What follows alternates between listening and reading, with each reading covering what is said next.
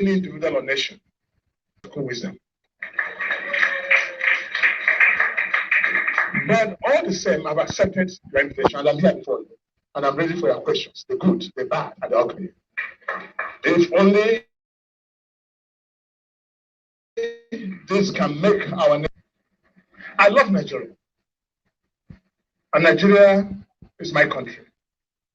And my love for Nigeria is deeply rooted in my spiritual conviction that God has allotted this space on earth to me as a citizen. And I will do everything I can to defend its integrity and promote its unity. So I'm a Nigerian, and if reincarnation is to come back, I'm proud to come back to this country as a Nigerian. This is my state of mind, so you can know where I'm coming from and where I have my concerns. But having said so, the question I asked today, my country, what is happening? And I think this is why you have called me, that we may all have a discussion. What is happening in my country? Why are we not where we're supposed to be? Why is there so much anger? Why so much pain and poverty in a land so blessed by God? I'll quickly trace a bit of our historical background, starting from the time of our migration 104 years ago, when the British colonial masters hurriedly, quickly, for their business enterprise, came together, brought strange people of culture and tradition, background, religion, and merged us together in the name of our migration. They did not do that for purpose of love for our country. They did that to promote their business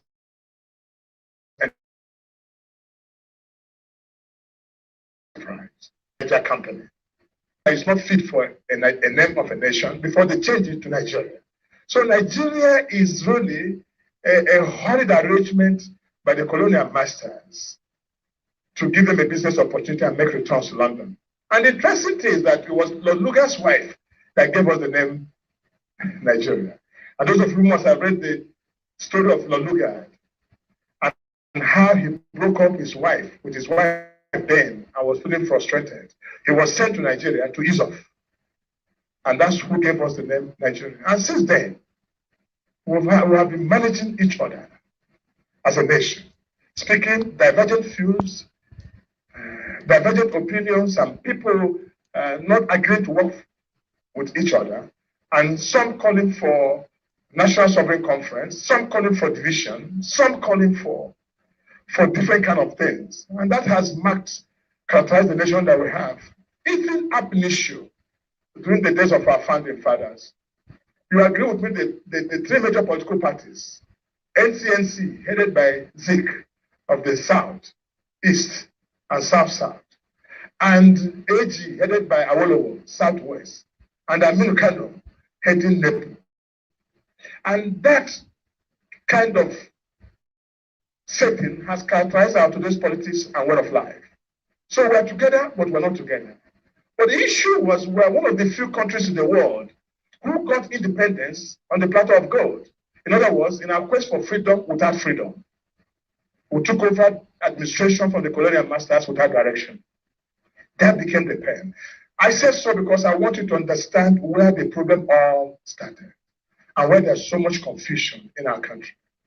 And when our founding fathers noticed that, on the 20th of May, they quickly constructed a coat of arms and a flag, trying to give us a sense of nationhood and a sense of identity.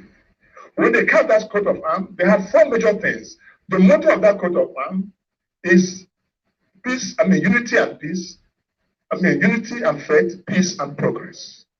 Because they understood that unity was our problem, that we wouldn't have the faith in this country called Nigeria, and there couldn't have been peace, and there couldn't have been any progress in the land. That was how we came up with the first national anthem. Though tribe and tongue may differ, in brotherhood we stand. That's our nation. And shortly after that, they gave us two white horses, saying that represents our dignity and pride as a people because of the fight against colonialism. Then they gave us the black sheet, which is the fertility of our land. By the way, they understood that agriculture is the best way to go before the advent of oil. That's why in Nigeria, if you go to rural areas, you see that the old roof has grasses on them, which means our soil is not only fertile, even the atmosphere is fertile. This is a great nation we have. So now, but all that put together could not have helped. Right from the time of Tafawa Balewa to the time present-day government, it's been the same story. It's been the same story of poverty, confusion, lack, disagreements, and pains all over the place. But then, our country, here we are. But my question is, where then lies our greatness? What is really the problem? What can we go do to get to where we're supposed to be? Must we remain like this and become a laughing stock? Are we going to continue these criticisms, endless criticisms, counter-accusations? I do not know of any government that has come in this country and has not received its own share of abuses. From one president to the next president, it's been insult and abuses, anger, but yet we refuse to separate. I say so because if we do not act quickly under the present situation, which our ugly condition points out to us, we shall be destroying the psyche of the nation of Nigerian state unborn. This is my question. But let me tell you what makes for a great country. In terms of population, we're the giant of Africa. 200 and something million people still counting. This is Nigeria for you. In terms of fame, we're very famous people. There's no 4 black persons in the world that one is not a Nigerian. In terms of extent of territory, we're the largest, 900 and something square miles. Arable land. Our soldiers are the best. Our scientists are the best. Our doctors in Dubai and in America control the affairs of health in those countries. But why are we still not great? That's why I want to share with you now the great men of the journalists. That's my question. So it is true that a country might be strong, a country might have soldiers, armed forces, might have energetic use, would have extent of land, gold, minerals, oil, but yet they are not great. Where then lies the greatness of a country? Our real challenge, ladies and gentlemen, and I want to share this for the first time, so you understand what I think personally as Rochas is a problem of Nigeria. Because we have had people speak on this issue without addressing what can be done or proper solutions. I'm here today to create this thought-provoking speech that all of you may understand my feelings about this nation, which I bleed my heart bleeds every day. The challenge we have is that the aftermath of the colonial masters brought for us 3 categories of citizens. One is what I call the Iberberized citizens, arising from Iberberism. The second are the tribal citizens. And the third are the patriotic citizens. While the Iberberized citizens, or what you call non-citizens of a country, are the selfish people who have this I don't care attitude about their nation. And these people are more in number. They are over 70% in our country. Then there are journalists, there are doctors, there are politicians, there are lawyers. This group of people are so many, and they drag the nation down. All they do is they complain every day, but they add nothing to solution. The second group of people is the one they call the tribesmen. The tribesmen are those you find in the political class who talk nothing but their religion or their tribe where they come from. And they talk about Nigeria. This is why you see the call of some politicians saying, let the Yorubas go, let Igbos go, let the Hausas go, let's Fulani go. Anybody speaking in that language is a tribesman. He's not a true citizen. He's called a partial citizen of the Federal Republic of Nigeria. But we have very few, 5% of the group, which is called the patriotic Nigerians, the true citizens. And that's why most of the people in politics are tribesmen and not patriotic citizens. Because they use their tribal sentiments to win election, to govern the people and put them into perpetual poverty. This is a problem of our country. And this is why most people have been thinking, what is wrong with our nation? There's nothing wrong with our nation. What is wrong with our nation is the management of resources of our nation and lack of patriotic citizens who think more of their country than themselves. Those who think for what they can give to their country and not what their country can give to them. And those who also are willing to make sacrifices for the well-being of others. Those who think outside the cubicle of their ethnicity. That is why, to do this, gentlemen, what can we do? We have to quickly develop what I call the national spirit, which is what is lacking in our nation. National spirit is that spirit that prizes glory more than wealth and honor dearer than life. It's the inspiring spirit of heroes, which is lacking in this country. That's what I mean by national spirit. And let me define national spirit for you so you can understand. National spirit is that high spirit. It's called high spirit because it's elevated above low and vulgar consideration. It is a healthy spirit. This healthy spirit despises little and mean things, both in character, counsel, and conduct. It does not talk about this many little things that we'll consider. It is a general spirit. It protects the indigent and the weak in the society. And it is also a noble spirit that dreads shame and dishonor as the greatest evil of mankind. This is the spirit we're talking about. And this spirit is lacking because we don't have many people as patriotic Nigerians. We have what is called the selfish and the tribesmen. If this spirit is in a nation, that nation, no matter how strong, no matter what form or shape, will begin to make progress. Command the commerce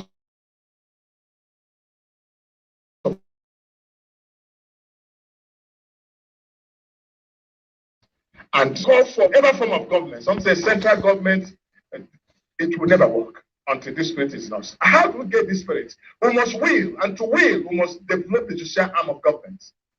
The judiciary must be made independent and strong and powerful to be able to compel the Berberite citizens to move up to tribal and tribal to move up to patriotism. And gradually, we have more people in the patriotic citizens than we have in the Berberite citizens.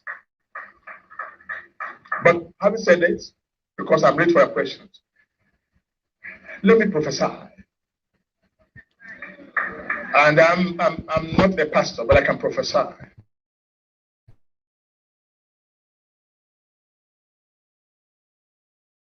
I see a united and prosperous nation, not a poverty-driven and terrorist country.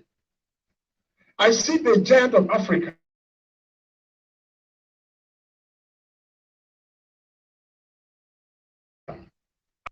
I see and not a weak economy. I see dollar again coming back one-to-one as it used to be many years. It is possible, but if only we can will.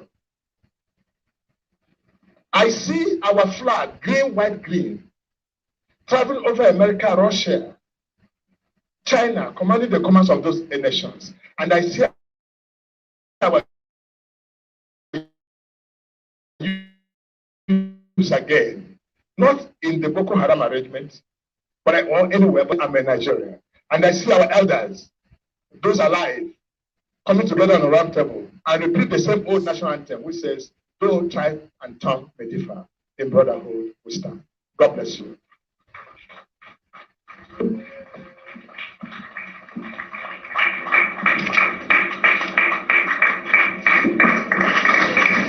I think he deserves a standing ovation. Can we put our hands together for him?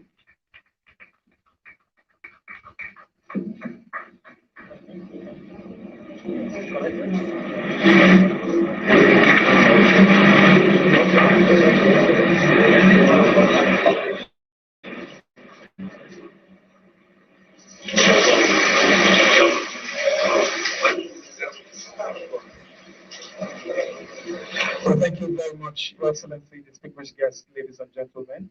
We appreciate you for that speech, and I want to officially say welcome to the conversation. Of course, I believe that our special guest today will live up to his pedigree. He has been described as one who will keep the conversation going no matter how random the topics turn. We talk as Nigerians, we talk on the bus, we talk at the vendor stand, we talk at conventions and at rallies. We also argue at political stations, polling units, as well as at the shrine. We also talk with our gods. But I want to appeal to us.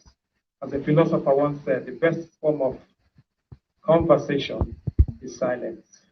I'll ask that we remain silent and allow our special guest to lead us in this discussion. So, sir, I want to specially welcome you to Conversations and to kick off this by a simple ground rule. We will ask a few questions, you will answer, and at some point we will throw open the discussion to the audience who will also send in their questions and answer. But first, because of time, we want to go straight into the first one. We've listened to the biography, very touching. We've heard you speak, we've heard a lot of tributes about you. But when people are not watching, when no one is listening, who truly is the man, Rochas Korocha? We want you to take that first. When nobody is watching, when there is no chieftaincy title, when there is no king, when there is no podium, who is that man? Thank you. Very interesting. Rochas is Rochas. I'm just like any other being. There's nothing too special about me. Rather, I've come to appreciate who I am and understand there's nothing I can do about my personality. And that's how God has carefully carved me to be. So, Rochas is Rochas. There's nothing too special about me. Whatever you have seen on the screen is a bit of my biography, starting from when I was born to the present day life of mine. On 22nd, I'll be 59 years of age. So that's me.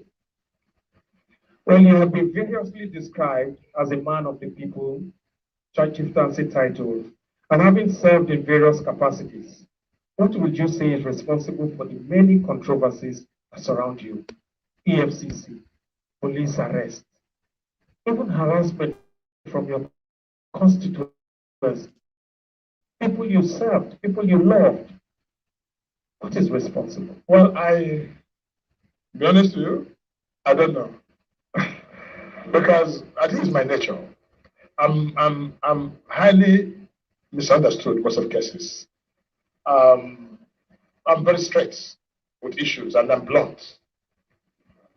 I'm not one of those beings that want to sit on the fence on a matter. So you know where I stand on any issue at every given time. But for the arrests which you saw and EFCC and all that, most of these things are politically motivated. In this country, we play what I call very interesting politics. And that finds himself in authority and think you can constitute any obstacle to his political career will do everything humanly possible to bring you down.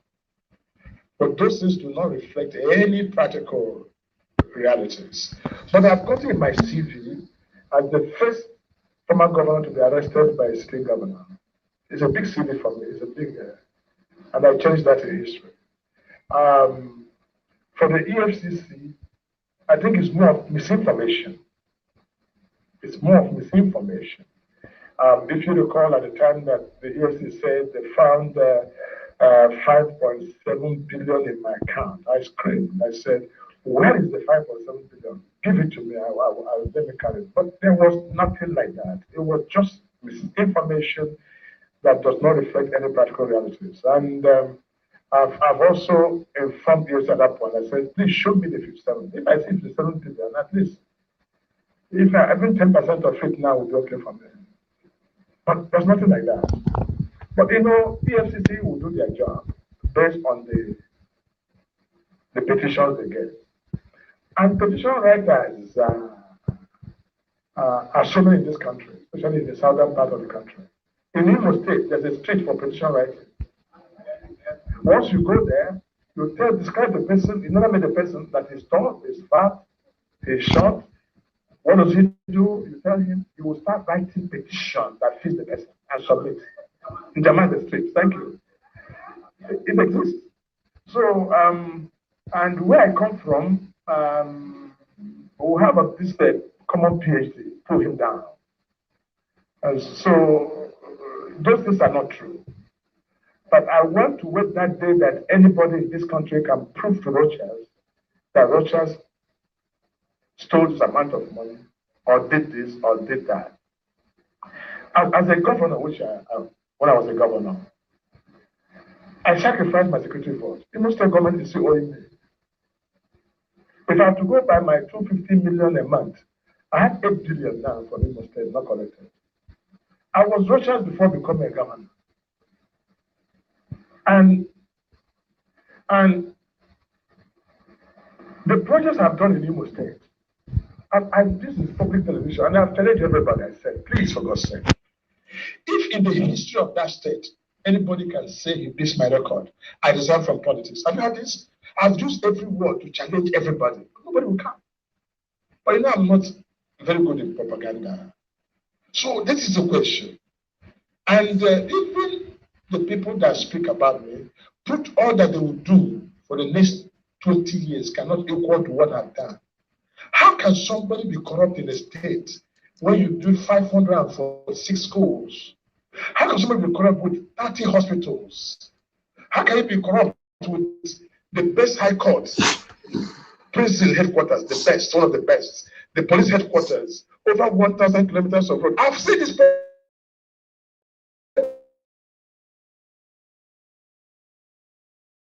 I need to be challenged. Nobody can challenge you. Yeah, sir, very, very well said. But I will. You did these things for your people's state. Is it?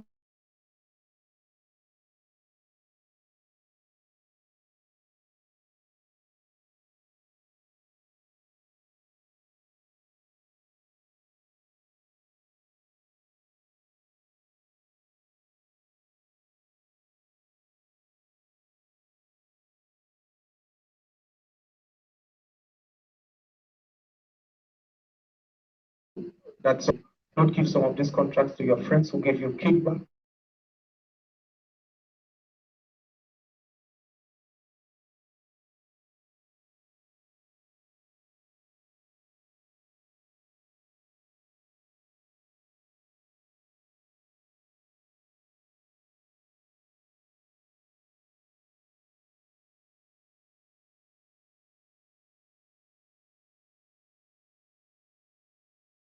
You don't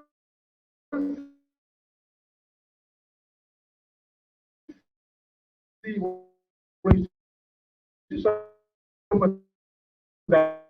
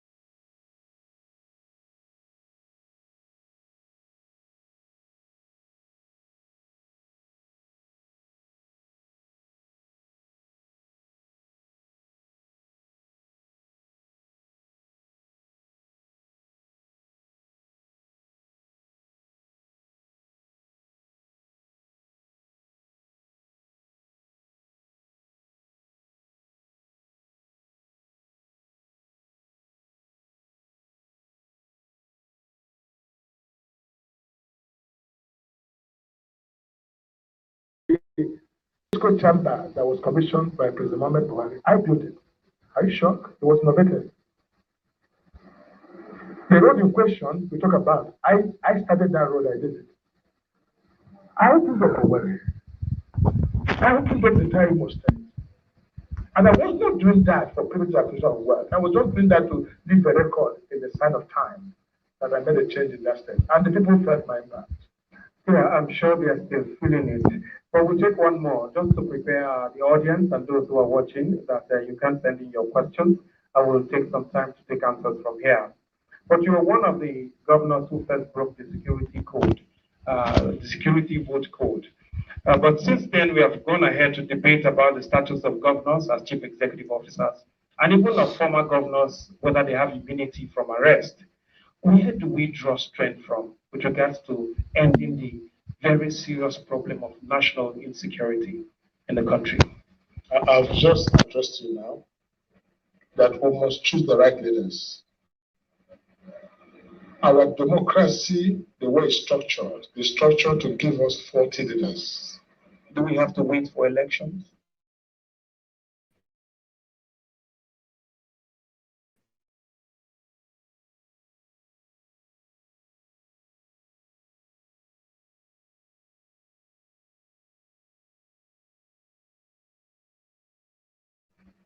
In fact, if elections must be, then we must first of all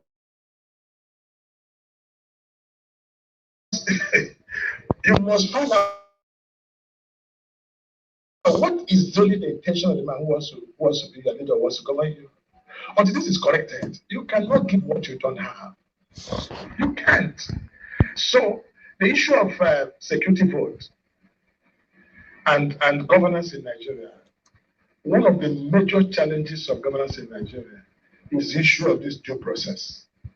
It is a systematic killer. They call it due process. And that is what I call due process of corruption. And let me tell you how it works in the States to know why we are not doing well. If you want to build this secretariat now for 50 million naira, they will say that they come for bidding, tender. And when they come for tender, the first man that will quote will say 500 million. And all these are arranged quoting. Another person will say 700 million, another person will say 1 billion. Meanwhile, it's a 50 million naira project. They say the lowest bidder. The lowest bidder is 500 million. What can be more corrupt than that? What you see, every society of mankind is created by God with their culture and tradition. Government is only a guide, and no nation can grow above their culture and their tradition, for that has a relationship with God. Unquote, Rochas or culture. What do I mean by this? Our Nigerian culture is very funny. The culture of Nigeria is mine is mine. If you have that mentality of people, they can't give you result. So what can only work in Nigeria is task force system. And that's what I did in Imo. If I've gone by the conventional way of doing business in governance, I cannot have come up with even 10 projects as against the 1,000 projects. But Rochas are working and say, how much is this? Say it's 50 million, that's a quotation. Okay, who takes 25% profit? I want him. And go and do the process. But you get more results. So we must learn this task force system, which I propose. All right, I know that I'll just take one more question and allow the audience to ask. You were at Chatham House to deliver a lecture, and we saw a video that went viral of a young man who was there with a flag other than the Nigerian flag, and he came to disrupt that meeting. How did you feel?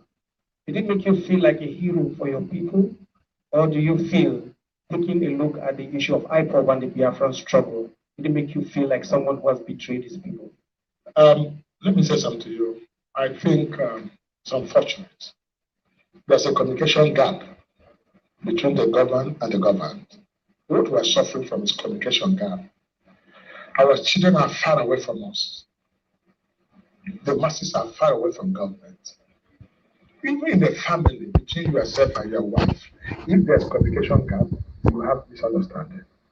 So wise men create a communication with their wife, even when there's none.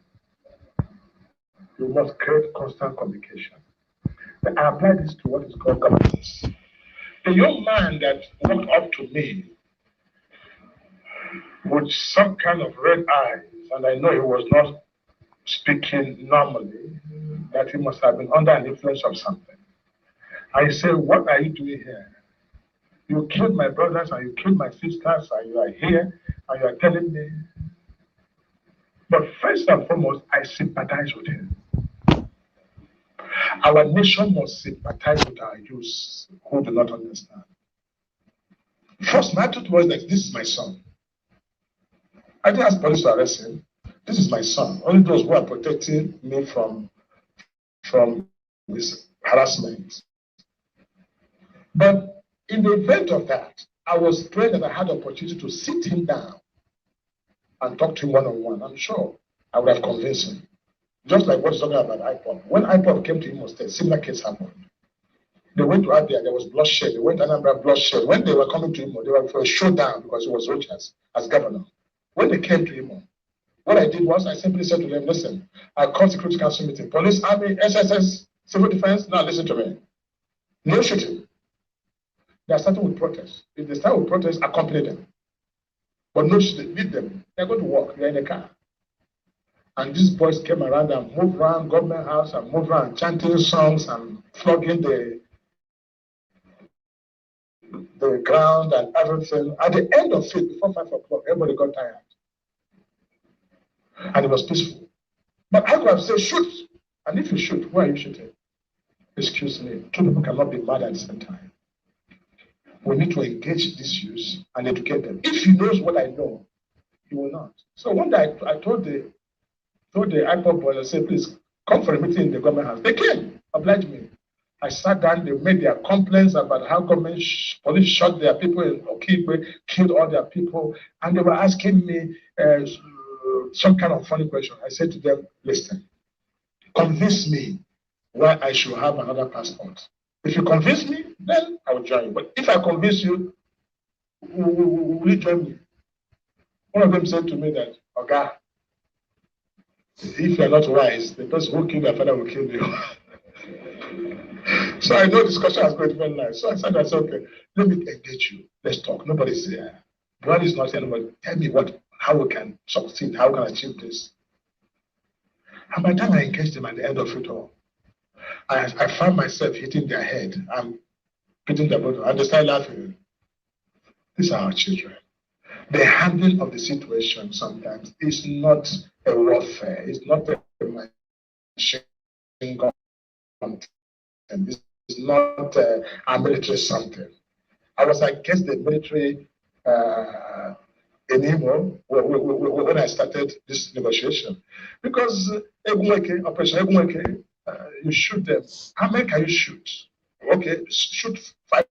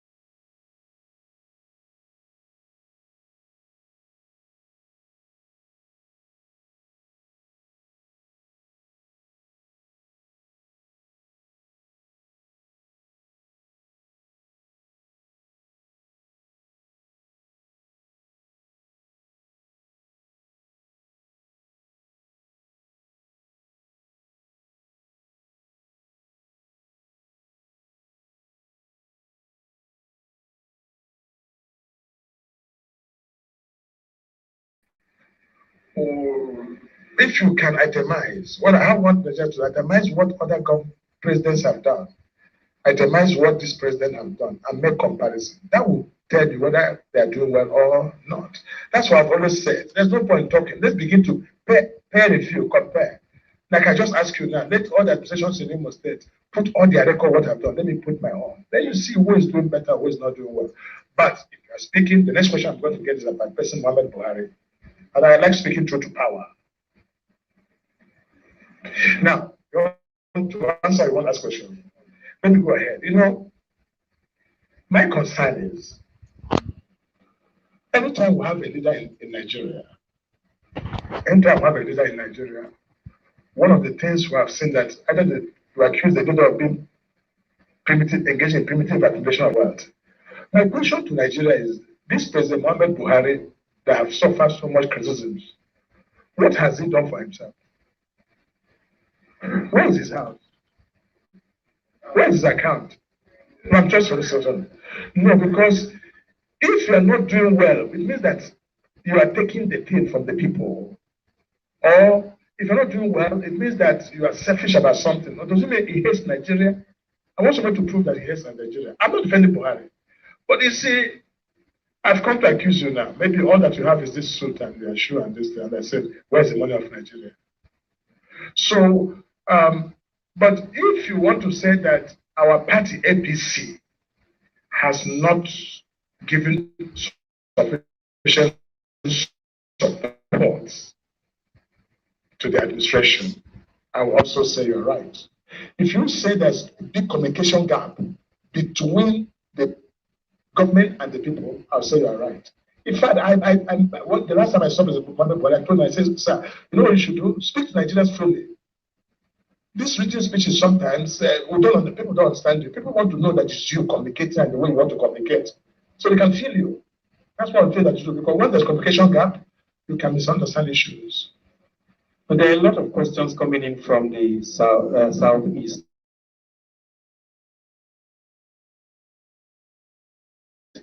However, sufficiently related with, represented the interests and the yearnings of the people from the southeast. What area again? I want specific questions, so I don't answer something. If you say I have not related, in what area? And where has it related more than he has not related? What Igbos must say, every Igbo man that has the only complaint, which I think every Igbo man should talk about, is that they need a level playground in Nigeria.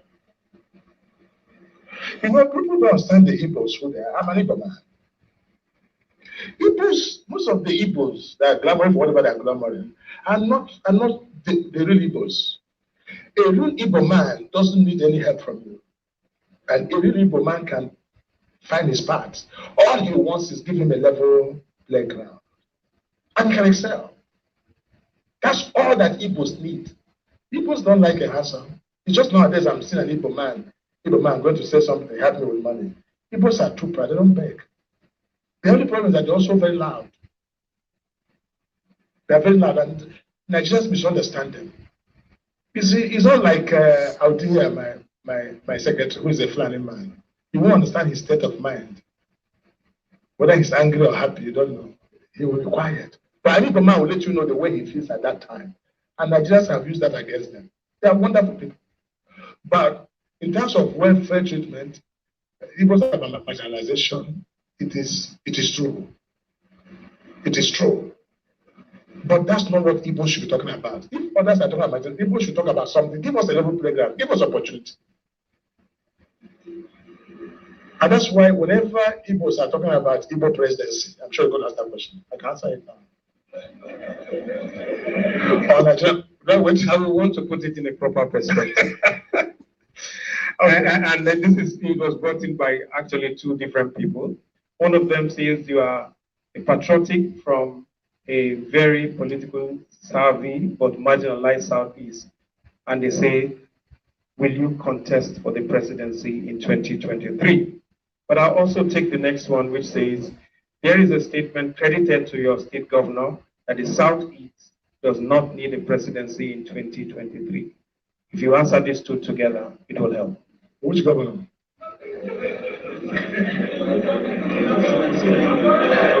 You say governor, there are many governors. The current governor of Imo State. I don't think you had it right. Because in the normal sense, you can't say that. You can't say that. Unless something is wrong. I don't think he said that. That Igbos will not need the. You see, the point, before I answer your question, the argument the Igbos should make, because I personally don't believe that presidential power should be like bread. Tear and tear, give me and give me. Let he that has something upstairs govern, irrespective of where he comes from, because tribe will not put food on the table of the common man. But what is important is, I see more of a game that people should present this in a lighter mode. To say, listen, the Yorubas have governed Nigeria. The Hausas have governed Nigeria. The South Side has governed Nigeria at the executive level. And we have seen how Nigeria is. Let's try an Igbo man and see how Nigeria will be. That kind of statement will make something more accurate. So you look at it like a football field. You know, Chelsea have played. Let's see what Man U will do. If you put this, it will be soft. Than when you say it is Igbo, it's our turn, it's our turn, it's our turn. Turn to do what? We'll present that several people look, if you give Igbos opportunity, their enterprising nature. They can run this country as business, and that's what we need now to leapfrog to China and to Dubai that we started with 20 years ago. Agreement. But for me, Rochas, whether I want to run for president, I hope you've not forgotten that I ran for president. I've run for presidency of Nigeria 3 times. Okay? If one of them I ran with President Erdogan and his source in peace, I came second. So I've been running for president. And I have certificates for running for president. Now, but what Nigerians don't understand about me, that's why it's not a do or die for me. I don't have ambition to be president. I have vision to be president. And it's this vision that is driving me crazy. Because I see the possibility of creating a new Nigeria. But when you say ambition, because if you look at ambition, I don't have the political connectivity now to be president. I don't even know how my party is feeling. So that's not, but the vision is what drives me. That's where I differ from most of these aspirations. And I think we have people with vision talking about affairs of state or nation who are non-starters. Have I answered your question? Yeah. No, not exactly. Okay, ask again. I will want, our audience will want a categorical statement as to whether you will run. Whether I will run? Yes. That is running like a race? Run for 2023. You see, let me say something. When you ask the question, I've told that I've run for election 3 times. Has that answered your question?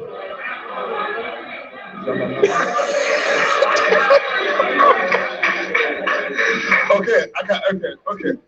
Now, even if I want to run for election and I want to declare, it will not be here. It will be a national thing, and the Rochas declared before Abuja branch of NU. Where are my party members here? Where are the leaders of thoughts? If I'm coming for declaration, you see. So wait. I'm an angle.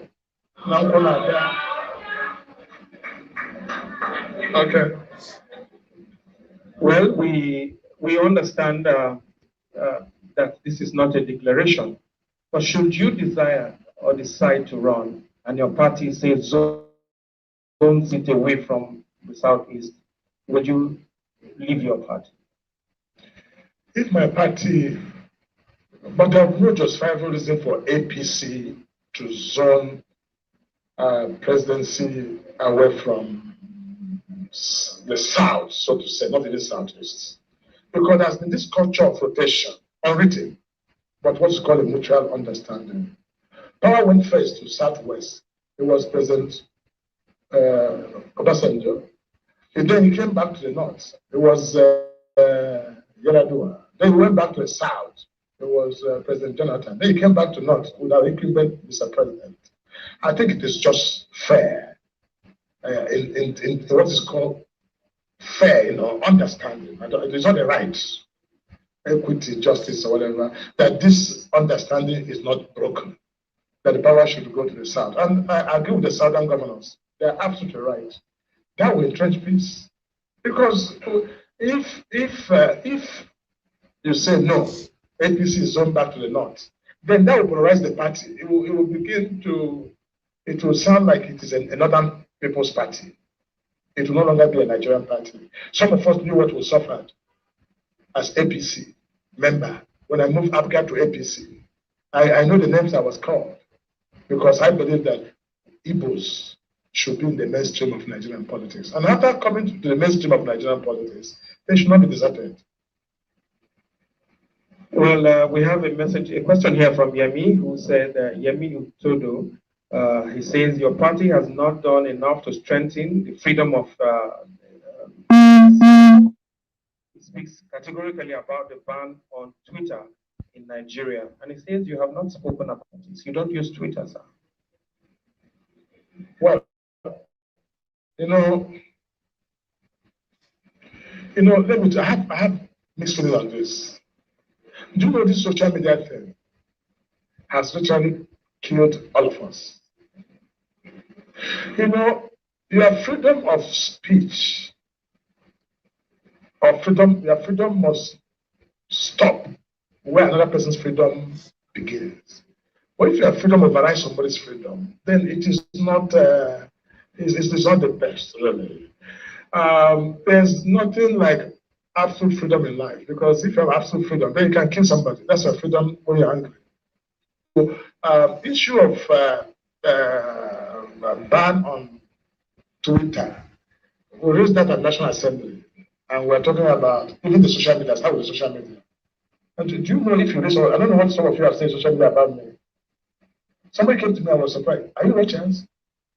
In fact, it was yesterday. I said, we thought you are one kind of aggressive, but it's not true. So the social media paints you, they tell all kinds of lies, and you have no right of, if you reply, people like to get negativity. Whatever we can do in this country to streamline social media negative stories, the better it is for us as a nation.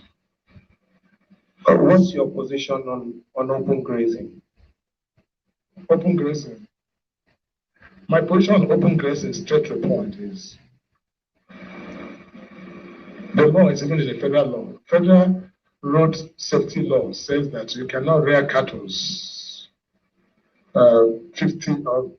50 meters from the road, and that transportation of cattle must be, or animals must be in a what do you call it, in a truck cage.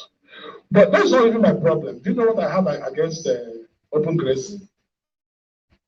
Is what is called child right abuse. What do you call it again? Child right abuse.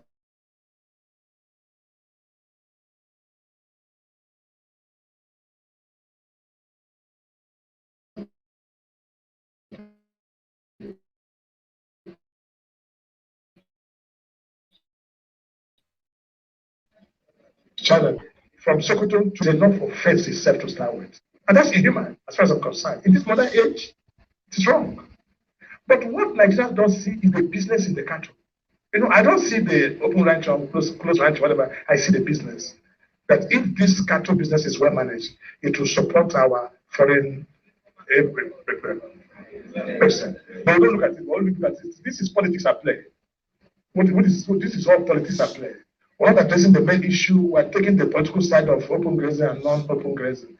But the point I'm making is we should turn these cattle into a proper business. It will help our nation. All right. Once you were the head of the progressive governors, and somebody's asking, so would you advise the federal government on the issue of VAT? And if you were to leave out the legal issues and focus on it as a developmental and poverty reduction mechanism, would you advise that states collect VAT instead of federal government? Well, I would have liked to speak on this matter, but it's in court. So I'm always careful with court matters. Because my opinion should not be seen to either have influence or the outcome of court. But what that means, you know what that means? VAT collection means that state governments are in their need of money at all costs. And whatever they can do to get money, they will do it. So I don't want to go beyond this. I don't want to talk more than, because the matter is in court. But you know there was a military decree on VAT. And federal government have not addressed that in the constitution. I think that's the loophole that the governors have said that they want to ride on. But whatever that is case, just know that governors wants to get money to do something at all costs. Well, let's move to the issue of women. And we have seen that you advocated for the reduction of cost of governance. What's your view about the inclusion of women in elective positions? Now, cost of governance is a different question from this. In the cost of governance, remember I said, let's have one senator per state. And there is a lot of controversy again in the whole country.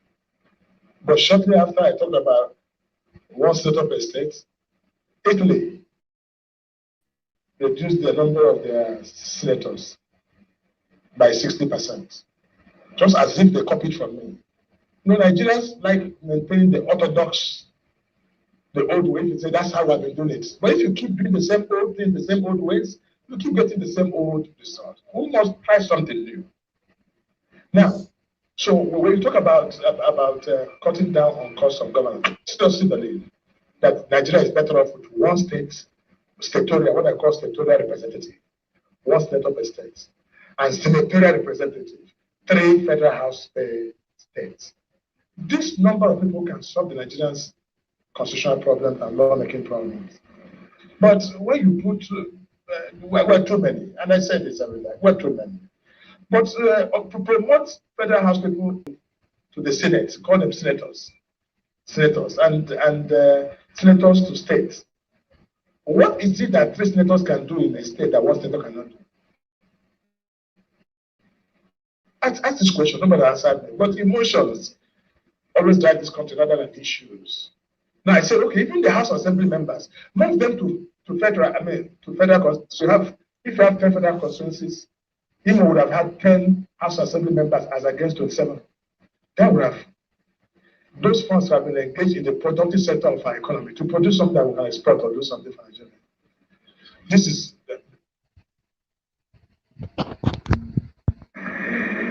about women in politics. Let me start with a woman first. Nigerians have not understood the powers behind the woman. And until we realize that, the better it is for our nation. African woman is too great. And we treat them, once we call the word woman, as if is a second-class citizen meant to serve the man. But they don't understand that a woman is first a man before becoming a woman. So a woman is an extra man. Because she's called a woman because she has a womb. She would have been called a man, but because of the womb, that's what's called a womb man. That's woman. They see further than you can see. They understand better. So poverty in our land, if I call this young lady here and I empower her and her family, and you empower all the women, there will be no Boko Haram. If there's financial sustainability for women, you can't have Boko Haram. But Boko Haram is as a result of children getting out of the control of their mother because she doesn't have the resources to keep them and teach them.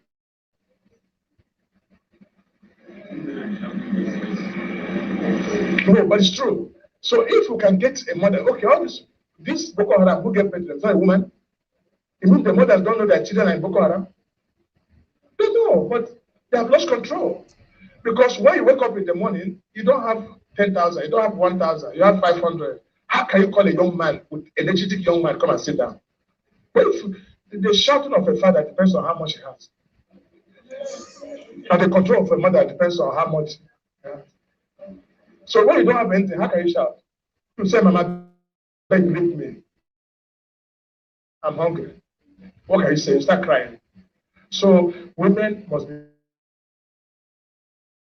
given a place. Who wants to sit and beg for power? Power is not giving. Power is taking. Women rise. And if you don't start contesting for president, they won't deem it fit for you to run for governor. So start from president and make governor. Or start from governor and make local government chairman. But if you are waiting for this man to call you one day because you are so beautiful, come and take power, say thy kingdom come. Well, Fred Itua is from the Sun newspaper, and he's asking a very direct question. I hope you can share that information with us. He says, how much does a senator earn per month in terms of salaries and allowances? Okay, let me shock you. You won't believe me, but I'm saying this to you. I don't know, but I think salary of a, because let me tell you, I've never received salary since I became a senator. When I was National Constitutional Conference, I never received salary. As a governor, I never received salary for 1 day. It's my policy. I hate public funds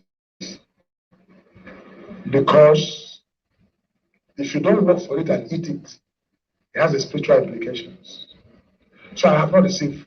Go and ask the senators, ask the clerk whether I've received any of my salaries. I don't receive salary. Is it not saved up for you, or it's not saved up for me? Because I made a request. I said, send my salary to charity. They said no, I should collect myself. That's where we stop. But I don't think the salary of a senator is more than 2 million naira. But the allowance is what we might be talking about. And the allowance means housing allowance. And when the senators, when Nigerians say senators have taken so much money, and it's not true as far as I'm concerned. Now, how can you even pay a senator? I don't know whether it's 10 million. Out of that, you have, I don't know how much, 5 million for housing allowance. Meanwhile, the rent where he should live is about 20 million. Then you want a senator to go to Maraba or Nyanya because you want to be a senator. Nigerians, if you want to have a senator, have a senator. If you don't want to have a senator, close net. But if you must appoint a senator, pay him well. Because he has no other job, unless you make it part-time. So this news, I don't know who gave this news that they collect 100 million. It's not true. The salary is about 2 million, but the allowance, I think 3 million for housing, transportation, this add together, I don't know how much it comes to, but maybe about 10 million or 11 million. But that is not even enough.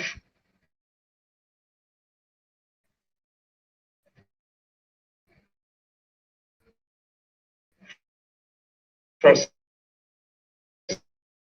senator.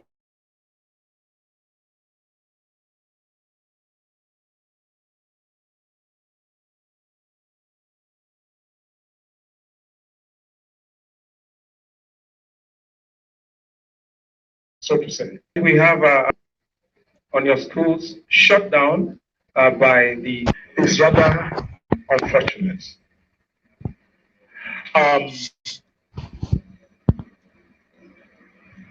Of all that is happening in those states, let me tell you what they have against me so you understand. What Imo State is talking, the properties they're talking about, which most people don't understand. One of the properties they're talking about is Rochas Foundation College, Oji. When I was a governor, yes, maybe I'm guilty of it, I allocated a land as governor to Rochas Foundation. And Rochas Foundation applied and I approved it. Because I felt that was taking care of the children of Imo State who have no father, no mother. We have more than 1,000 students in that school that government of Imo State has closed down. That's the only one that has even paid me. The other one was my wife's hotel. And that hotel, everything concerning Rochas Foundation finance comes from my wife. Because if it's left with me, I'll spend it in politics or gift in a day. So we have policy in my family that everything that concerns foundation, Madam and her daughter, Lucy, runs the account. So what we did is that we have hotels in Jos, those of you who know, we have hotels in Abuja, we have hotels, many places. When I was governor, the Commissioner for Land allocated that land to build a Rochas Foundation source of income, which is called the Royal Palm Hotel. This is where they pay the teachers from. I have well over 1,300 teachers I pay every month. And there's no day over 25,000 children, I cannot spend 300 naira per child. Teachers, everything inclusive. So if you calculate that, you know what goes off the foundation is too much. That's why I cannot engage in certain things because the pressure of my foundation is also here. Glory to God. But the truth is that that place that he seized, the Madame's Hotel, the mother was first of all taken by EFCC. All their accounts.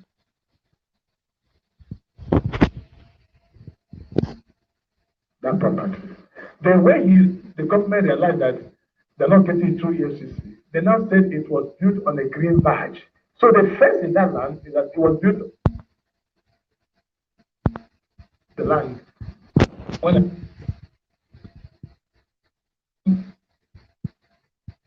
it's no longer badge. It's tax. But how can you now say because of that you are going to seize the property? That was why I went there. And I went there because they say they use the government white paper to seal up a place, not court. But white paper is only advisory for you to go to court and get proper court judgment to go and see somebody's property. So what is happening in Imo State is show of power and envy. The other one that they did that I want to hear about is the university. There are three properties in question. There's no property of Rochas anywhere in the world that is seized by EFCC, by anybody. No property at all, apart from these drug properties I'm talking about. And they're all educational related. The one of university is a place that I had Rochas Foundation School, Oboko, in my village. Many years, over 20 years ago, I built that place. When I became a governor, I donated that place to the Imo State government to bring the university, which is still in the secondary school to today, to come down. When I brought that university there, the whole of our leaders came against it and said, I just be a governor and I want to move the whole thing to the university. I said, okay, no problem. Let us now. And already that time, I've put in 560 million naira in construction of roads in the same school. That's how the issue of PPP came in. I said, since I put government money, what can I do? Okay, government take 10%. That's Rochas Foundation they're discussing. Take 10%, let Rochas Foundation take 90%, and run the school. And offer free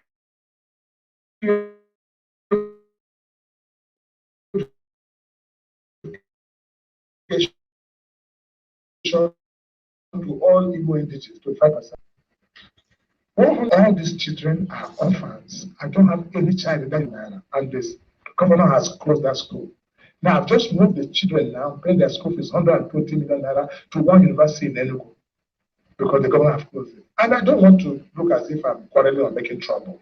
So the three things, Rochas Foundation Hotel, Rochas, what do you call it? Rochas Foundation School. Now, I'm waiting to see, I'm just waiting to see when the governor will walk or send his men to go and drive away these poor children from that school. I'm just waiting to see. And let him go and drive away those orphans from the school because he wants land. What is the value of that land? I made land valuable in Imo State. When I was a governor, a plot of land was worth for 500,000 naira. After I opened up Imo State, a plot of land became 20, 30 million naira. That's what it is today. That's how I was able to raise money to run Imo State. I brought ingenuity. The entire money that comes to Imo State is not more than 6 billion, 7 billion a month, including local government. And salary is 72%. So you don't have more than 900 million every month to run the affairs of the state unless you think outside the box. So the confusion in that state that instead of them to come, let me show them how to raise resources and run a state. All right, we are running out of time, but we will. This is a very personal question, and I'm going to take it. Probably is a commendation. It says in 2002, when you were Argon chairman, I came to meet you at your area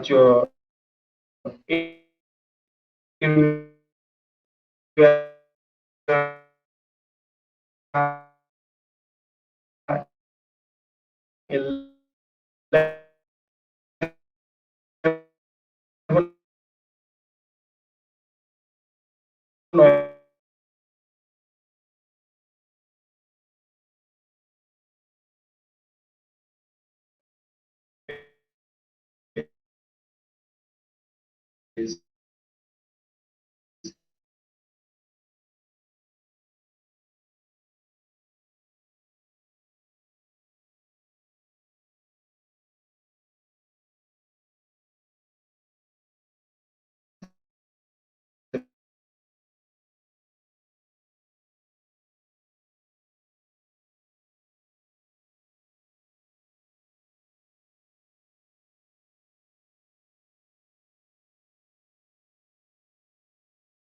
pregnant singer from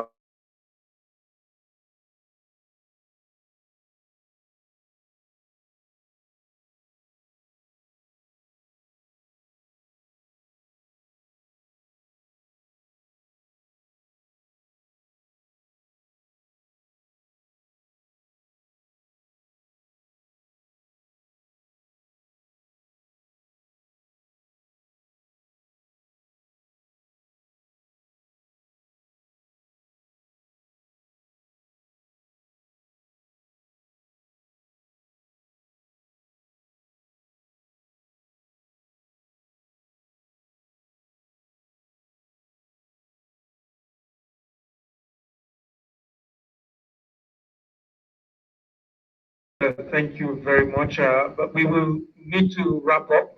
But do you think the leaders in the Southeast are speaking enough about the detention of Nnamdi Kanu?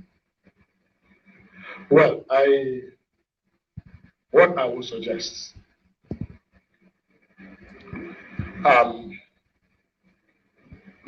Kanu's matter has become a tribal issue. So we have lost the sense of the sensitivity of the matter, and we're now making it a tribal issue. And at the issue, I had advised that government shouldn't have gone the length they went before shooting the image of the boy too high. We have nipped that on ground when this is started. But when we started talking about Nnamdi Kanu became a bigger than life image. What I would suggest that federal government and the Southeast should meet and find a way to sort out this problem. It's an evil wind that will never blow anybody any good. Nnamdi Kanu should not be made a very big issue, because I wish, like the senator said, that we can just come around the table and say to this young man, you know, let him convince us what is his anger, why he wants to give Rochas a IPOB passport. There's Jim Wobodo, as if young leaders, then the young man will not tell us where to go.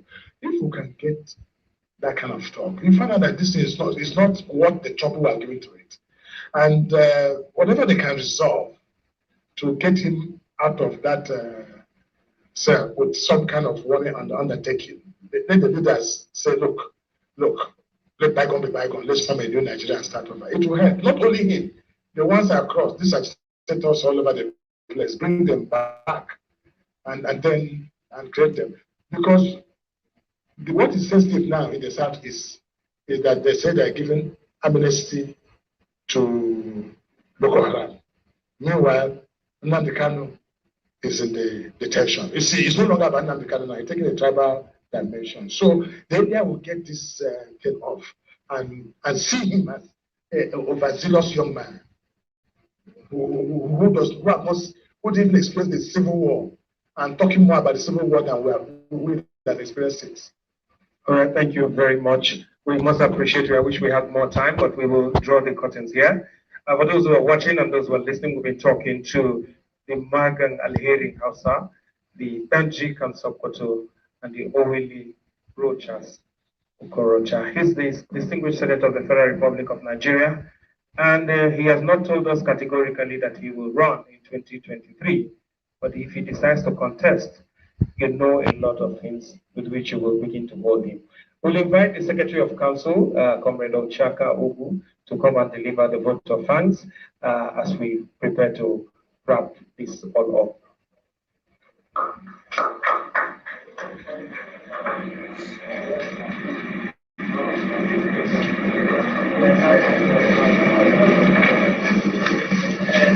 Good afternoon to everybody. Owele Rochas Okorocha, the former governor of Imo State and the Senator of the Federal Republic of Nigeria. We thank you very much for honoring this invitation. Like I told you when I came to our office, that we set up a panel, 20-man panel, headed by Treasurer of Council, Hajia Ali Kadala, and their name was featuring in every conversation. And after that, we now deem it necessary to invite you formally to come and converse with us on national issues, because Nigeria needs that conversation now, because you can see the challenges we are riddled with. And I thank you very much for coming. I also thank his entourage for also honoring us. And I also thank a million times our journalists who also honored us with this invite. I also want to thank Ugumba Uchewosu, the former governorship aspirant, for coming. You know, he came late and we are not introduced. So you're welcome, sir. And I will say that Almighty God will lead all of us safely to our destination. But I want to urge all of us, let us work for Nigeria. Let me tell you, you have no other country other than this country. And I will tell you that when you meet somebody who is stateless, you will value even that having a failed state will be better than not having a state at all. Please go home, sleep Nigeria, eat Nigeria, and dream about Nigeria. Thank you very much. Thank you very much with that statement. We will, however, invite members of the State ESCO to join our special guest in the front. We'll take a good photograph, and immediately after that, we'll take the national anthem to formally close. The Fresh Start ESCO, can we have you in front as we do this to formally signify the end of this?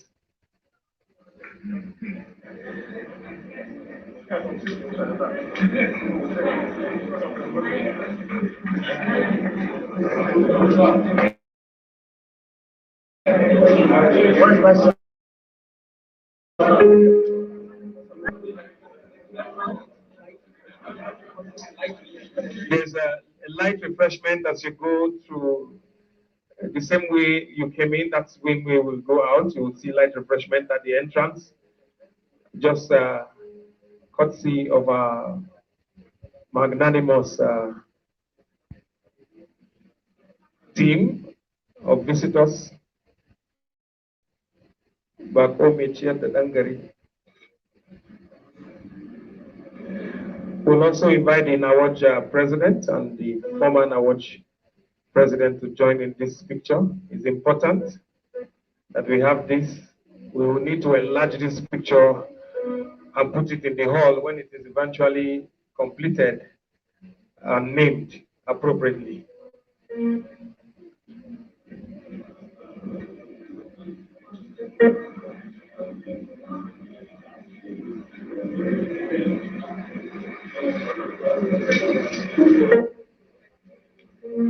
Our sound people will be on standby.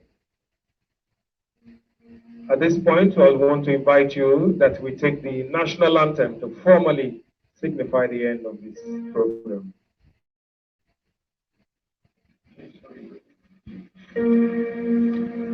Arise, O compatriots, Nigeria's glory, to serve our fatherland with love and strength and faith. The labor of our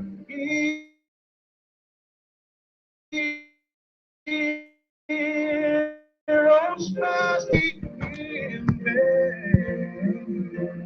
To serve with heart and might, one nation bound in freedom, peace and unity. Thank you very much. It made the national anthem look like the worship.